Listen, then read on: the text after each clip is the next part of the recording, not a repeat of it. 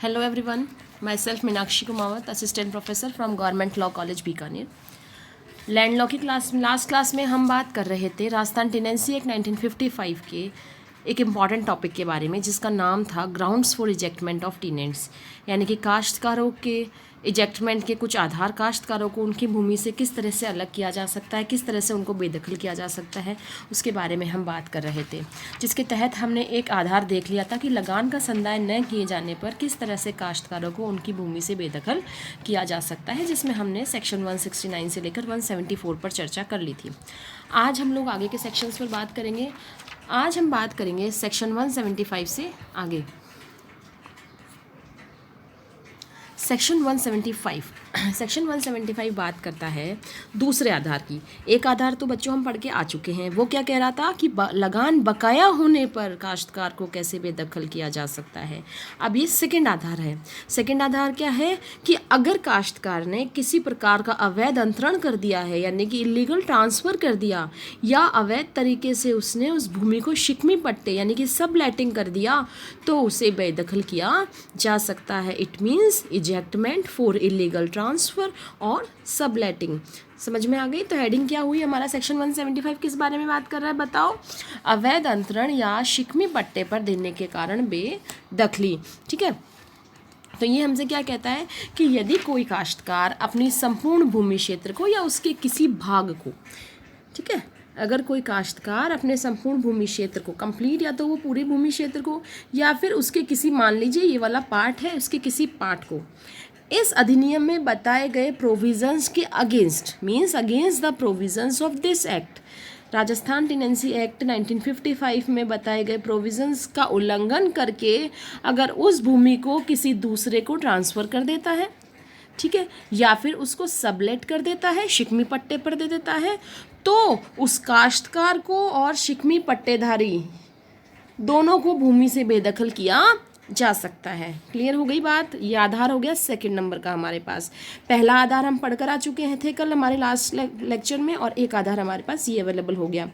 अब देखिए आगे इसका प्रोसीजर है। ये कहता है ऐसी स्थिति में भूमिधारी द्वारा, यानी कि जो भूमिधारी होगा वो प्रार्थना पत्र, उसके द्वारा प्रार्थना पत्र प्रस्तुत करने पर न्यायालय एक नोटिस जारी करेगा। अब न्यायालय क्या करेगा? नोटिस इशू करेगा प्रतिपक्षी को, ठीक है ना, यानी कि उसको काश्तकार को और शिकमी पट्टेधारी को नोटिस इशू करेगा, और नोटिस में एक निश्चित तिथि और समय डिसाइड किया जाएगा, एक पर्टिकुलर डेट डिसाइड की जाएगी, पर्टिकुलर टाइम डिसाइड किया जाएगा कि इस दिन इस समय पर आप न्यायालय में उपस्थित हुए, ठीक है, और कहा जाएगा और उनसे पूछा जाएगा कि क्यों ना आपको भूमि से बेदखल कर दिया जाए, कारण बताओ। नोटिस जारी किया जाएगा कि आप कारण बताएं कि क्यों ना आपको हम आपकी भूमि से इजेक्ट कर दे, बेदखल कर दे। क्लियर हो गई बात? ऊपर अब देखिए आगे का, उसके पास नोटिस चला गया, वो क्या करेगा? उपस्थित होकर यदि वह बेदखली के नोटिस का प्रतिवाद करता है, अगर वो कहता है कि नहीं मुझे बेदखल नहीं किया जाना चाहिए, प्रतिवाद करता है, तो न्यायालय जैसा उचित समझे वैसा आदेश पारित करेगा। समझ में आ गई बात? तो इस तरह से सेक्शन 175 में काश्तकार द्वारा अवैध अंतरण या फिर अपनी काश्त को उसने उप पट्टे पर दे दिया, तो इन दोनों ही कारणों में से अगर कोई एक रीज़न निकलता है तो उस बेदखली का प्रावधान इस धारा में किया गया है। कुछ हद अगर हम केस लॉस की बात कर लें एज एन एग्जाम्पल, तो Dhanraj Singh and others versus state of Rajasthan 1993 का जो मामला है, इस मामले में यह अलाउड किया गया था कि अगर SC ST के किसी व्यक्ति के द्वारा, अगर SC ST के किसी व्यक्ति के द्वारा यदि कोई भूमि अवैध रूप से किसी स्वर्ण जाति के व्यक्ति को ट्रांसफ़र कर दी जाती है, तो ऐसी भूमि राज्य सरकार में निहित हो जाएगी। समझ में आई बात? कि अगर SC ST का कोई व्यक्ति है और वो अगर किसी भूमि को इलीगली ट्रांसफ़र कर देता है किसी सवर्ण जाति के व्यक्ति को, उच्च जाति के व्यक्ति को, तो भूमि कहाँ हो जाएगी? राज्य सरकार में निहित हो जाएगी। इलीगली ट्रांसफ़र होना चाहिए बच्चों, ध्यान रखना है ना, ये चीज़ मेन है यहाँ पर। और ऐसी भूमि पर अवैध रूप से जो काबिज पक्षकार है, यानी इलीगल तरीके से अगर किसी व्यक्ति ने, जिस पार्टी ने इस भूमि पर पोजीशन ले रखा है, उसको भी बेदखल कर दिया जाएगा। तो ये कौन सा मामला है? Dhanraj Singh and others versus state of Rajasthan 1993। Clear? एक और एग्जाम्पल अगर हम लोग ले राजस्थान का ही, Babu Singh versus state of Rajasthan 2002 का मामला है। इस मामले में कहा गया था कि सेक्शन 175 की प्रकृति के वादों में, यानी कि ऐसे कोई वाद जो सेक्शन 175 के तहत अराइज हो रहे हैं उन पर, ऐसे वादों में भूमि पर कब्जा पुनः कब्जा प्राप्त करने हेतु वाद 12 वर्ष के भीतर संस्थित किया जाना आवश्यक है। कुल मिलाकर यहाँ पर 12 ईयर्स का लिमिटेशन पीरियड दे रखा है सेक्शन 175 में, कि अगर आपको गलत तरीके से हटा दिया गया है, आपकी भूमि को पर अवैध कब्जा कर लिया गया है, तो आप धारा 175 के तहत वाद लाने के अगर अधिकारी हैं तो आप 12 वर्षों तक वाद ला सकते हैं। ठीक है, वाद कारण अराइज होने के तब से, ये हो गई लिमिटेशन की बात बच्चों। ठीक है, अब आ जाओ सेक्शन 176 पर। सेक्शन 176 बहुत छोटा सा है, जो बात करता है 175 में जो इशू किए गए डिक्री या आदेश है उसके एग्जीक्यूशन के बारे में। ठीक है, ये कहता है कि न्यायालय अपने आदेश में भूमि से बेदखल करने की डिक्री पारित कर सकता है। अब न्यायालय के ऊपर डिपेंड करता है कि न्यायालय अपने आदेश में क्या डिक्री पारित करे कि भैया इस व्यक्ति को, काश्तकार को या जो शिकमी पट्टाधारी है उसको भूमि से बेदखल कर दो। और यदि 3 महीने की अवधि के भीतर न्यायालय के निर्देश के अनुसार प्रतिकर और खर्चा नहीं चुकाया जाता, अगर वो 3 महीने की डिक्री पारित कर देगा, डिक्री पारित करने के बाद अगर 3 महीने की अवधि है उसके पास में, आज डिक्री पारित हुई तो आज से 3 महीने के अंदर अंदर का समय है कि वो 3 महीने के अंदर अंदर या तो कंपनसेशन और खर्चा चुका दे, नहीं करता तो जो डिक्री है उसका एग्जीक्यूशन करवा लिया जाएगा, उसको एग्जीक्यूट करवा लिया जाएगा। समझ में आ गई बात?